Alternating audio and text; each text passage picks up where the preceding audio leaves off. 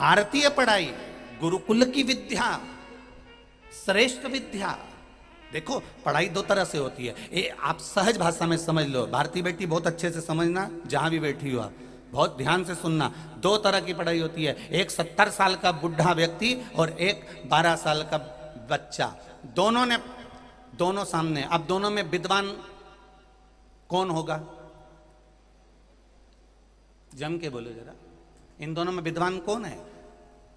तो कहा ये 70 साल का जो व्यक्ति है वो विद्वान है, पर 12-15 साल का बच्चा कोई विद्वान है। पर कभी कभी जरूरत पड़ती है, कभी कभी मौका लगता है, जब टीवी में कलर फैलने लगते हैं, जब आवाज नहीं आती है, चैनल गड़बड़ हो जाता है, तो वो 12 साल के बच्चे को बुलाया जाता है, 12 साल के लड़के को बुलाया जाता है। और पिताजी का छोरा इधर आ, ए नाना इधर आ, हाँ दाई जी बोलो, जरा देख ले रे, जरा ये टीवी में आवाज नहीं आ रही रे, जरा सा ये हमारा मोबाइल का सेट गड़बड़ हो गया, इनमें फंक्शन ही फंक्शन कुछ ना कुछ एरिया, जरा देख तो। और 12 साल का लड़का तुरंत मोबाइल में न्यूज यूज करा और क्लियर।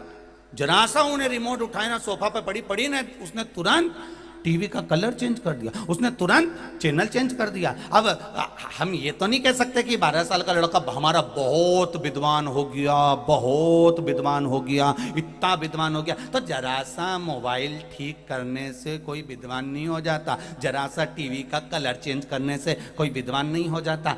विद्वत्ता कहाँ नजर आती है? जब ये छोटा सा बच्चा कहीं उत्पात मचाए, कहीं गलत काम करे, कोई गलत जगह पर जाए, छत पर उत्पात मचाए, और इतने में जो 70 साल का बूढ़ा व्यक्ति है वो चिल्ला के दौड़ जाए, क्यों रे नाना, क्यों मस्ती करे, क्यों रे छोरा, क्यों मस्ती करे, नीचे उतर, अच्छे से बैठ।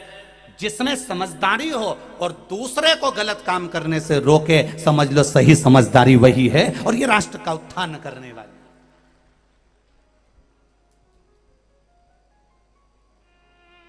एक लक्ष्य चल रहा है, आत्मनिर्भर भारत।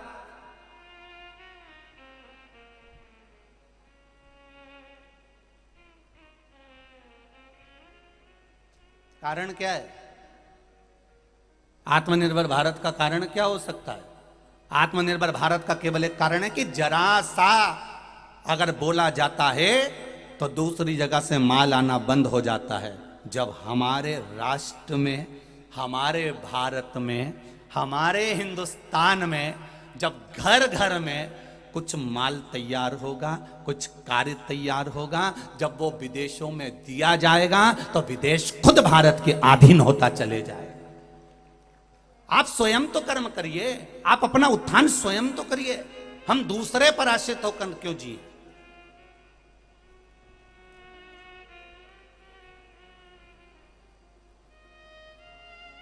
स्वयं का भाव। आत्मनिर्भर भारत की सबसे बड़ी परिभाषा यही है कि आप कुछ करें। भगवान ने कल कथा में आया था, भगवान और आप अपने कमरे में अटाला नहीं रखते, कबाड़ा नहीं रखते, तो भगवान भी अपनी पृथ्वी पर कबाड़ों को इकट्ठा नहीं करता। भगवान भी अपनी पृथ्वी पर उसी को पैदा करता है जिसको भगवान ने अच्छा समझकर जानकर रखा है कि ये आने वाले समय में कुछ अच्छा करेगा, ये आने वाले समय में कुछ अच्छा सामने लाकर प्रस्तुत करेगा। भगवान भी चाहता है कि अच्छा हमारे सम्मुख में आए, इसलिए भगवान अच्छों को ही प्रकट करता है।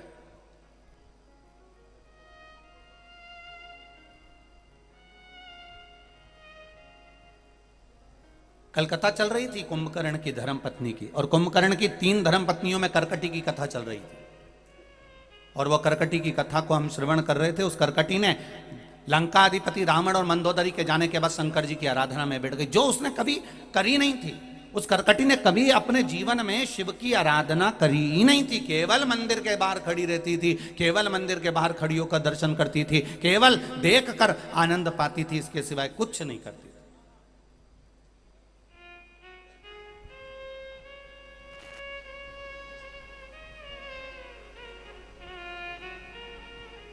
देख कल केवल आनंद की अनुभूति कर लेना।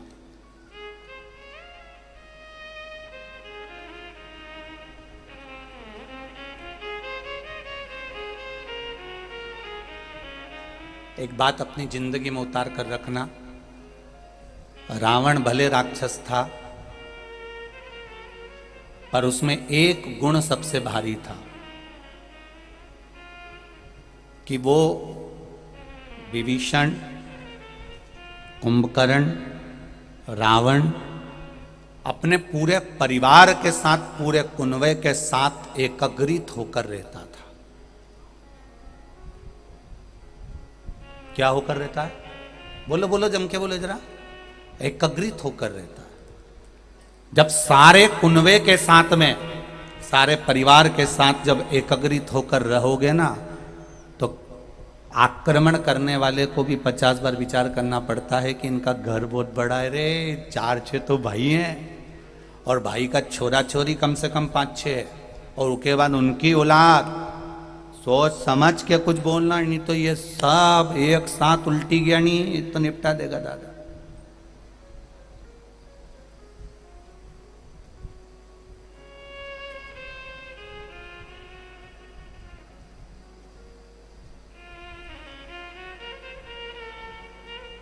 एक बार अगर निपटी गया तो भारतीय परंपरा में, इस भारत माता की गोद की जो परंपरा रही है, भारतीय परंपरा रही है, उस भारतीय परंपरा में परिवार की एकता मूल रही है। आपका घर, भाई बंधु कुटुंब कबीला ये सब एकत्रित होकर रहें। भले 4 दुकान कर लो, 4 मकान कर लो, सब अलग अलग खाओ, अलग अलग रहो, मना नहीं है। पर जिस समय तुम्हारे घर पर विपदा आकर खड़ी हो जाए, तब चारों भाई एक साथ इकट्ठे होकर खड़े हो जाओ। ये भारतीय परंपरा रही है। हमारी आदत बड़ी विचित्र है। एक बकरी के पीछे कुत्ता पड़ गया, और बकरी भागते भागते भागते भागते भागते भागते अंगूर की झाड़ियों में जाकर छुप गई।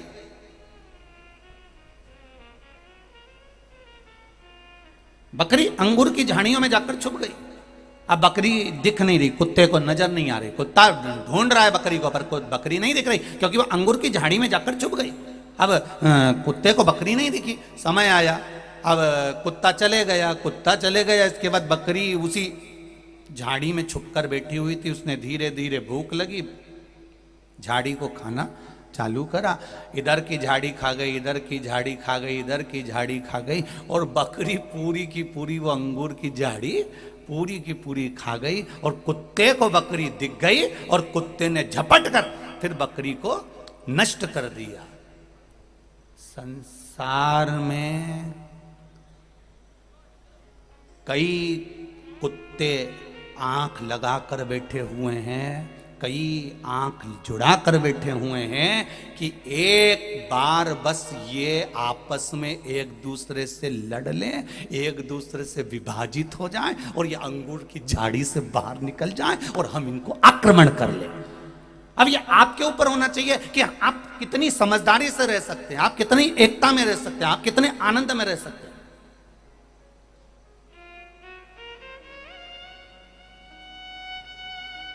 कितनी विचित्रता जरा देखिए। लंकाधिपति रावण उठकर गया, मंदोदरी उठकर गई और करकटी पूजन करने के लिए बैठ गई।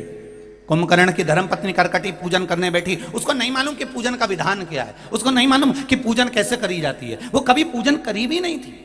आप में से भी कई माताएं ऐसी बैठी हुई हैं जो कभी मंदिर नहीं जाती थी, अभी अभी शिव महापुराण की कथा सुनकर मंदिर जाना चालू करा। इनको अभी भी पूजन करना नहीं आती। एक लोटा जल लेती है, चढ़ा कर आ जाती है, विनय करती, प्रार्थना करती, आनंद के साथ पहुंच जाती है। उसके मन में कहीं ना कहीं विश्वास, शंकर जी के प्रति भाव तो जागृत हुआ। एक पत्र आया है, देखिए।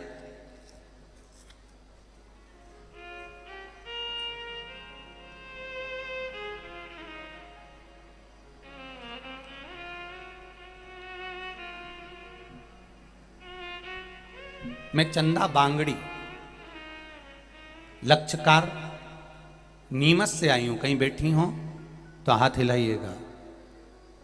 मैं चंदा बांगड़ी लक्षकार नीमच से, आप ही हैं? दोनों हाथ हिला दीजिए एक बार। श्री शिवाय नमस्तुभ्यम। नीमच से आई हूं गुरुदेव। मैं महादेव की महिमा का वर्णन करना चाहती हूं। मेरी बेटी की शादी को 11 साल हो गए थे, उसके कोई संतान नहीं थी। बहुत से डॉक्टर को दिखाया गुरुजी, कोई फर्क नहीं हुआ। बहुत से लोगों ने, परिवार रिश्तेदारों ने उसे बांझ कहना प्रारंभ कर दिया और अपशब्दों से उसकी गणना करने लगे। यहाँ तक कि उसका जो सम्मान था वो घटने लगा।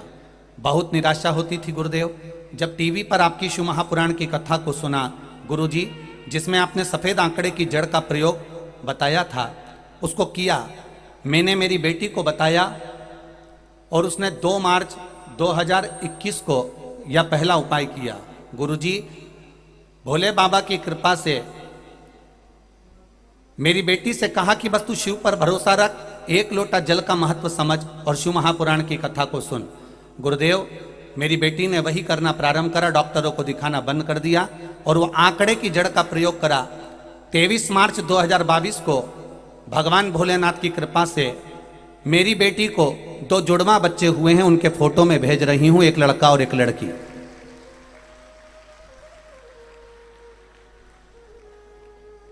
ये 2 जुड़वा बच्चों का फोटो और मेरी बेटी का फोटो में भेज रही हूं। ये शिव कृपा से हुआ, ये शंकर की उदारता से, ये शंकर की करुणा से। बैठो बहन, बैठो। श्री शिवाय, बैठ जाइए। श्री शिवाय नमस्तुभ्यम। बधाई आपको बहुत बहुत, बाबा की कृपा, शंभू की। तेरी कृपा बिना न हिले एक भी अणु, लेते हैं श्वास तेरी कृपा से तनु तनु।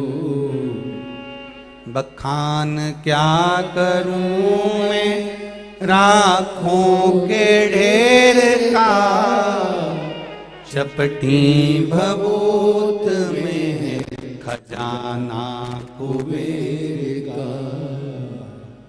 महाराज, उसका मैं वर्णन करूं तो करूं क्या? जो रह गए उनका तो नहीं कह सकता, पर जितने लोग इस पावन नवरात्रे में, शरदी नवरात्रे में, इस कॉलेज ग्राउंड में मेरे बाबा के सम्मुख में जितने लोग बैठकर कथा सुन रहे हैं, भले हम दिख रहे हो ना दिख रहे हो, पर यह विश्वास है कंकर शंकर की इस पावन धरा पर बैठकर आप कथा सुन रहे हो, यह विश्वास है कि बाबा खाली नहीं रखेगा, वो देकर जरूर भेजेगा, ये निश्चित है। इतनी दूर दूर से सिर पे पोटला बांध बांध कर, पोटला रख रख कर सब आए हुए हैं और भगवान की कथा का रस तत्व ग्रहण कर रहे हैं। कितना विश्वास होगा। पीपलिया मंडी में तो मैं पढ़ रहा था कि पीपलिया मंडी में कोई बता रहा था कि गुरुदेव, वहाँ के किसानों ने मंडी के व्यापारियों को पत्र लिख दिया और मंडी समिति को पत्र लिख दिया कि हमारी छुट्टी कर दीजिए, हम 12 बजे से लेकर शाम को 6 बजे तक मंडी नहीं आएंगे, क्योंकि हमको मंदसौर जाना है कथा सुनने के लिए। और पीपरिया मंडी में सुबह 9 बजे से 12 बजे तक मंडी लगी और 12 बजे के बाद छुट्टी कर दी गई। विश्वास देखिए, शिव महापुराण का भरोसा देखिए।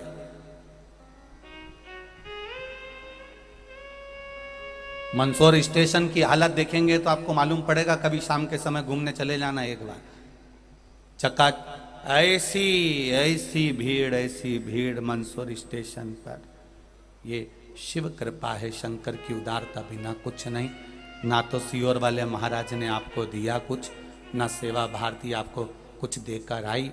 ये तो आपका केवल इस राष्ट्र के प्रति और मेरे शंकर के प्रति जो समर्पण है वो आपका यहाँ दिख रहा है, आपका विश्वास नजर आ रहा है, ये भरोसा, ये दृढ़ता। और शिवजी पर से कि शंकर भगवान पर किया गया भरोसा कभी टिक नहीं सकता।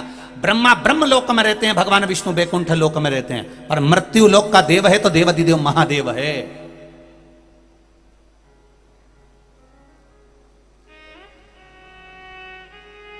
इस मृत्यु लोक में अगर कोई देव है तो केवल एक महादेव।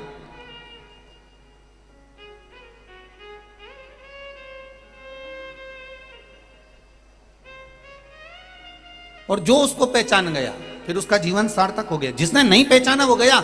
आज तक हम भटकते रहे, ना जाने कहां कहां कहां कहां 33 कौटी देवताओं के दरवाजे पर गए, फिर वहां से काम नहीं बना तो कहीं और पहुंच गए, फिर वहां से काम नहीं बना तो फिर और कहीं पहुंच गए। अपने ही धर्म से हम भटकते चले गए और भटकते भटकते भटकते भटकते अंत में हताश होकर बैठ गए कि भैया अब तो कहीं काम नहीं होने वाला, अब तो सब बेकार है। तब जाकर आखिरी में शंकर भगवान पर विश्वास आकर टिका और फिर कहेंगे तुम्हें कहीं जाने की जरूरत नहीं है, तुम्हारे घर के पास में जो शंकर का मंदिर हो, एक लोटा जल लेकर उस शंकर भगवान के मंदिर में जाना प्रारंभ कर दो, एक लोटा जल चढ़ाना प्रारंभ कर दो, अपने दिल की बात मेरे महादेव से कहना प्रारंभ कर दो। वो सुनेगा और दिल से सुनेगा, क्योंकि वो बहुत दूर नहीं है, वो कंकर और शंकर में समाया हुआ है, वो मृत्यु में निवास करता है, मृत्यु लोक। जब राम जी महाराज भी लंका पर विजय प्राप्त करने जाते हैं तो पहले शंकर भगवान का अभिषेक पूजन कर जाते हैं। भगवान कृष्ण के यहाँ 16,108 रानियां, और जब संतान नहीं होती है तब गर्गाचार्य बाबा के कहने पर द्वारकापुरी के नजदीक में भगवान शंकर के शिवलिंग की स्थापना कराकर पूजन कराते हैं। एक एक रानी के साथ में 11-11 दिन तक भगवान कृष्ण भगवान शंकर का अभिषेक करते हैं। विद्वान ब्राह्मण भगवान शंकर का अभिषेक कराते हैं। एक एक रानी के साथ में जब 11-11 दिन तक अभिषेक करा, तब भगवान शंकर ने आकर वर दे दिया कि हे कृष्ण, तुमने मेरा एक रानी के साथ में 11 दिन तक बैठकर अभिषेक करा है, मैं तुम्हें वर देता हूं कि तुम्हारी रानी के गर्भ से 11-11 संतान होगी। एक एक रानी से 10 लड़के, एक लड़की, 1,77,186 बच्चे भगवान कृष्ण के हो गए शिव जी की कृपा से। तो ये तो भगवान की कृपा है।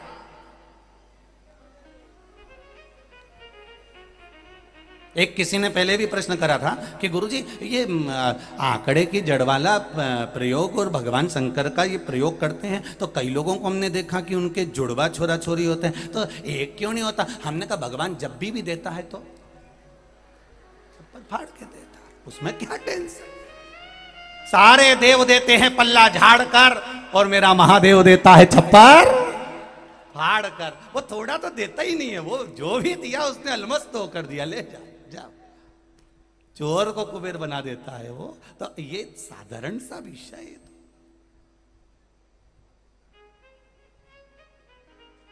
कितनी कृपा, कितनी उदारता। जरा विचार तो करो रे मंदसौर वालों, जब तक कथा चालू नहीं होती तब तक कड़कड़ाती हुई धूप पड़ती है, और जैसे ही कथा चालू होती है मेरा बाबा हाथ रखकर बैठ जाता है, हथेली कर। तुम एक दिन नहीं 4 दिन से लगातार देख लेना, पूरा काउंट कर कर रखना कि कथा चालू हुई और मेरा महादेव बीच में छाया करता है, फिर थोड़ी धूप दे देता, फिर छाया कर देता है। उसको भी मालूम मेरे बहुत दूर से आई ऋतु कमला, बहुत दूर से आई, उसको भी मालूम है कितनी धूप में कहाँ बैठी रहेगी।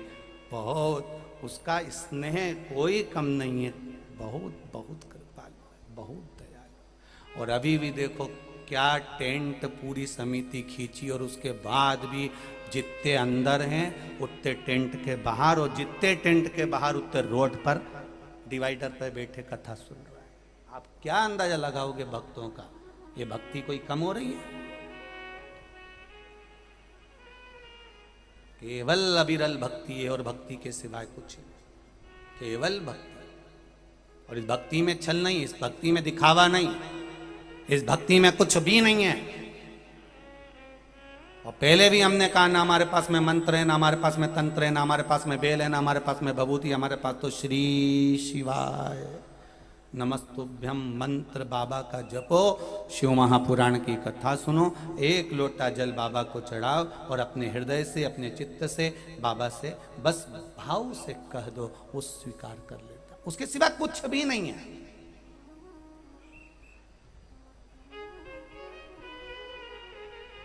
करकटी ने ध्यान दिया, उसको पूजन नहीं आती, अर्चना नहीं आती, उसको सेवा नहीं आती, न मंत्र, न साधना, न तप, कुछ भी नहीं जाती, कुछ भी नहीं।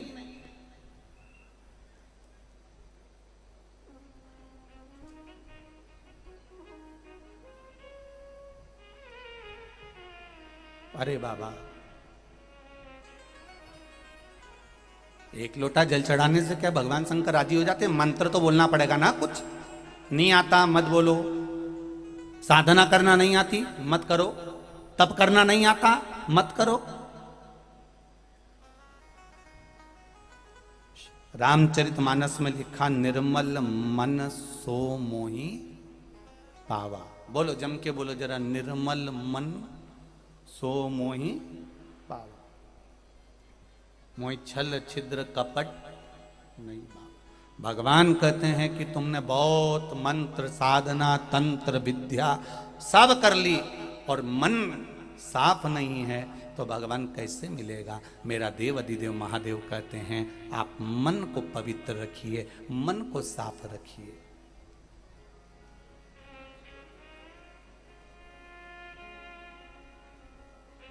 कल कथा में कहा था, गलती हो रही है कोई बात नहीं, करो, गलती करो, खूब करो।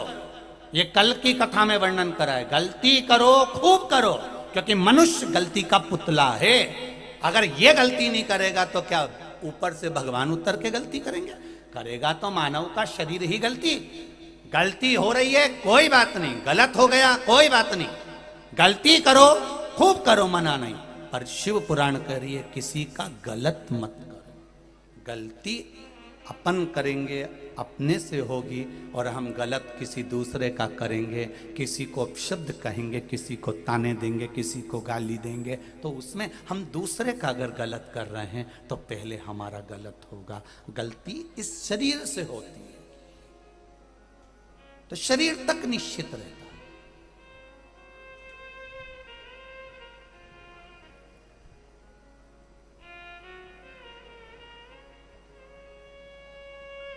करकटी ने कोई साधना नहीं करी थी, करकटी ने कोई मंत्र नहीं पढ़ा, करकटी कुछ नहीं जानती। मेरी भोली भोली माएं, ये गांव की ना जाने कौन कौन से गांव में माताएं रहती हैं, और वो माताएं ना मंत्र जानती हैं, ना साधना जानती हैं, ना तप जानती हैं। वो तो भगवान कृष्ण की जैसे गोपियां थीं, केवल दही की मटकी माथे पर रखकर बेचने जाती थीं। उसी तरह ये गांव की, ग्रामीण अंचल की मेरी माताएं, जो ये पोटला ले लेकर आई हैं, जो बैग ले लेकर आई हैं, और कई माताएं गाड़ियों में आटों में भरा भरा कर आई हैं। इन माताओं से पूछो, क्या ये मंत्र जानती हैं? क्या ये साधना जानती हैं? क्या ये तंत्र जानती हैं? क्या कोई विद्या जानती? कुछ नहीं जानती। इनका तो केवल एक काम है, शंकर के मंदिर जाना, एक लोटा जल चढ़ाना। बन सके तो कई बार बेलपत्री ले जाती है, कई बार चावल ले जाती है, कई बार मूंग का दाना ले जाती है। वो भी नहीं बनता तो एक बेलपत्री वहीं से उठा के चढ़ा देती है। और कई माताओं ने नियम ले रखा है कि शंकर के मंदिर में झाड़ू लगा देती है, पोछा लगा देती है, सफाई कर देती है, मंदिर अच्छा चकाचक कर कर उस पर रंगोली रोशनी कर देती है। उसका नियम बना रखा। उसने कुछ नहीं सीखा, कुछ नहीं सीखा उसने शिव पुराण से, पर इतना जरूर सीखा है कि शंकर के मंदिर में जाकर सफाई करना है, शंकर के मंदिर में जाकर एक लोटा जल समर्पित करना, इतना तो सीखा।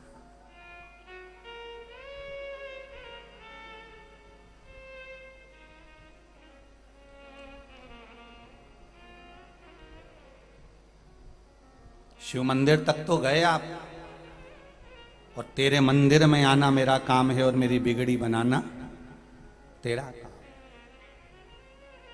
गुरु क्या करता है? गुरु का काम क्या है?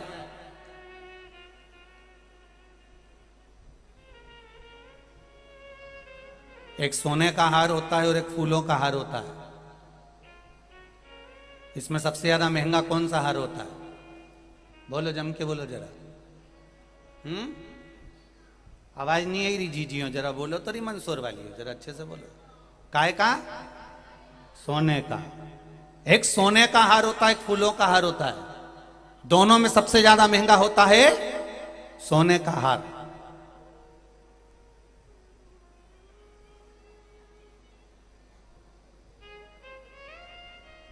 और सस्ता होता है फूलों का हार।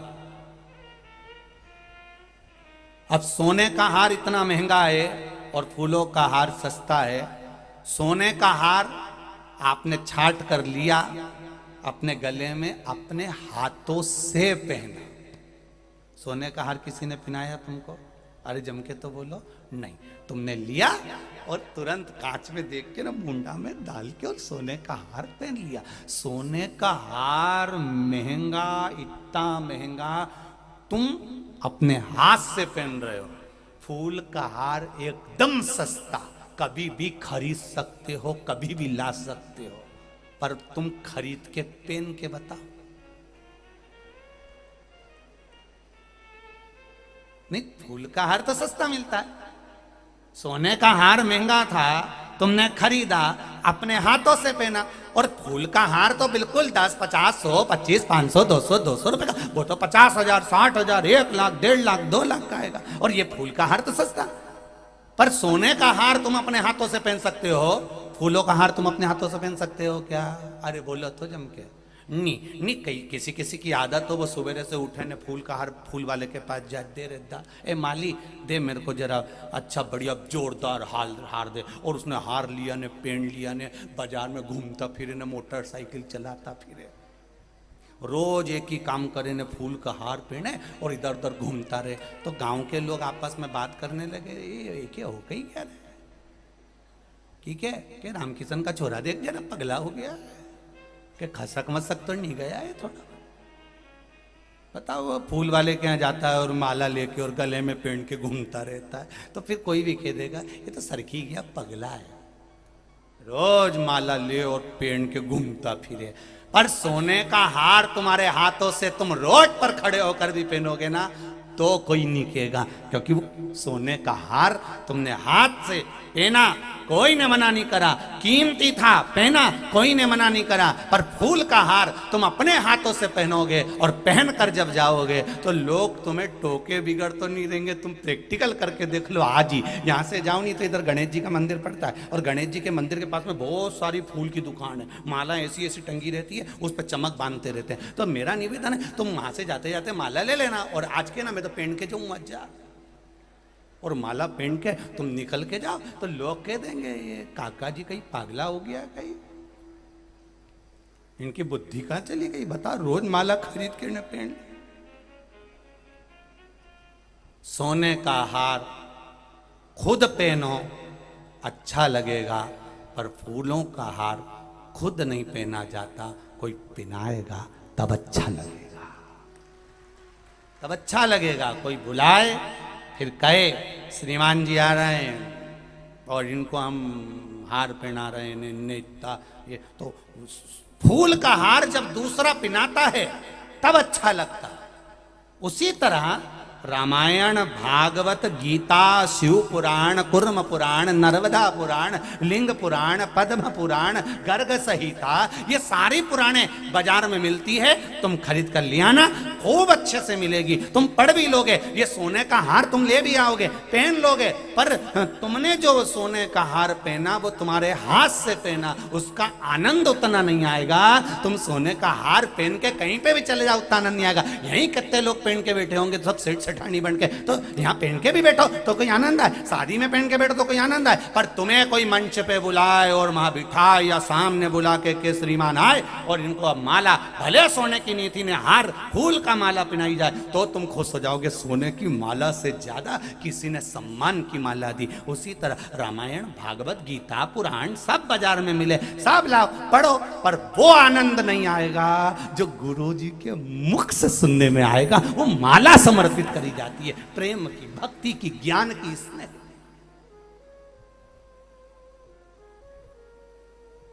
नहीं तो शिव पुराण तो तुम सबके याद हो गई, इतना साल से सुन रहे हो तुम, पूरी कोरोना महामारी में तुमने करा ही क्या, कथा ही तो सुनी है, पूरी शिव पुराण सुनी तुमने, खूब सुनी दम से। अब इतनी कथा तो तुमको याद ही हो गई कि शिव महापुराण में ये आएगा, वो आएगा, ऐसा होगा, वैसा होगा। वो तो बीच बीच में कथा के टॉपिक चेंज हो जाते हैं, कहीं तर्पण हो जाता है, कहीं मंदोदरी हो जाता है। अभी काशी में होने वाली है, उस कथा का नाम ज्ञान वापी शिव महापुराण की कथा रखी है। वहां भी तैयारी करके बैठे हैं लोग, जैसे मंदसौर में तैयारी करी थी। ज्ञान वापी शिव महापुराण की कथा है वहां, जो स्कंद पुराण के काशी खंड में 37, 38, 39 नंबर का जो श्लोक है, उस श्लोक के ऊपर ज्ञान वापी शिव महापुराण की कथा का विस्तार वर्णन। सहजता क्या, शंकर भगवान का स्मरण, भगवान शिव की भक्ति, भगवान शंकर का अनुमोदन, भगवान शंकर का मंत्र जाप। और आपसे भी निवेदन है, जितने लोग काशी के आसपास में श्रवण करने वाले हैं, 10 तारीख से कथा चालू होगी, 16 तारीख तक चलेगी, 1 बजे से 4 बजे तक आस्था चैनल पर ज्ञान वापी शिव महापुराण कथा का रसतत्व ग्रहण करेंगे। और आप सबसे निवेदन है, टीवी चैनल के माध्यम से दिल से सुनो, बाबा देवाधिदेव महादेव की नगरी से वो कथा अपने जीवन में उतारो, अपने जीवन में भक्ति का रस तत्व ग्रहण करें। तो एक स्वर्ण की माला, एक सोने की माला महंगी जरूर आती है पर अपने हाथ से पहनी, एक फूल की माला सस्ती जरूर आती है पर उसको कोई पहनाए तो उसका एक आनंद बढ़ जाता है, मान का सम्मान का आनंद के साथ। जब हम कथा श्रवण करने जाते हैं तो कथा सुनने के लिए जाते हैं, तो पार्वती जी ने शिव जी से एक प्रश्न अमरनाथ की गुफा में करा था। कभी आप लोग अगर ध्यान दें तो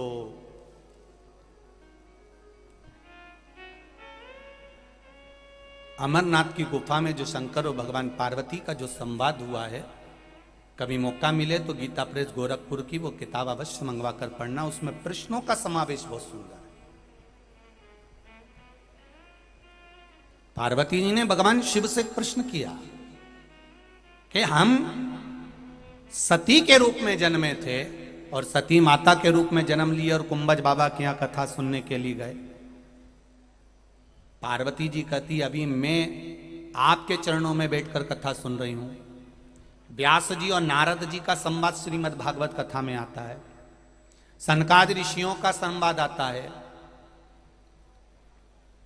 कई ऋषि साधु संतों का संवाद आता है। और ऐसा नहीं कि कोई विद्वान नहीं है, सब विद्वान है और विद्वान से भी विद्वान है, पर उसके बाद भी वो किसी गुरु की शरण में बैठकर कथा क्यों सुनते हैं? कारण क्या था? देव ऋषि नारद और वेद व्यास जी का संबंध क्या था? सुखदेव जी और व्यास जी का संबंध का स्मरण क्या था? महाराज जब आखिर इतने बड़े बड़े विद्वान संत साधु सन्यासी तपस्वी साधक उपासक इतने विद्वान थे तो फिर कथा क्यों सुनने गए? उसका कारण क्या है?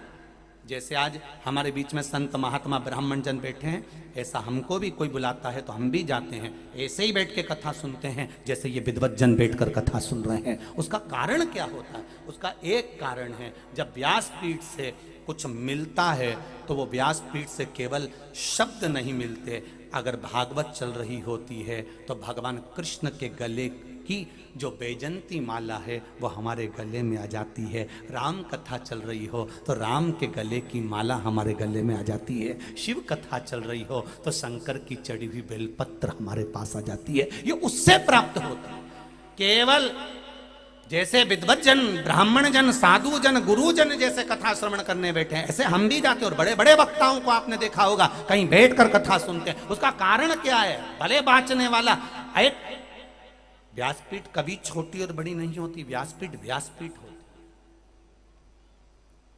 आप कहीं पर भी बैठकर अगर कथा सुन रहे हो तो उसका जो तत्व है, उसका जो आनंद है, वो क्या प्राप्त हो,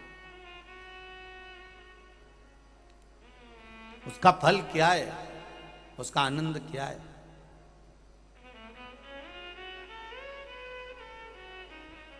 महाराज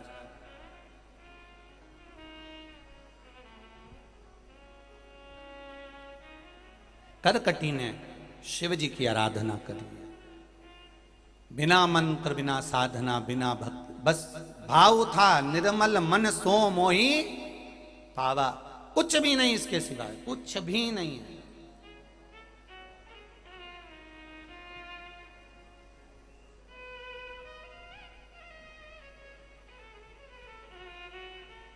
पूछा था माता जानकी जी ने हनुमान जी से, जब वो लंका में प्रवेश करे थे, लंका में जब प्रवेश करे थे उस समय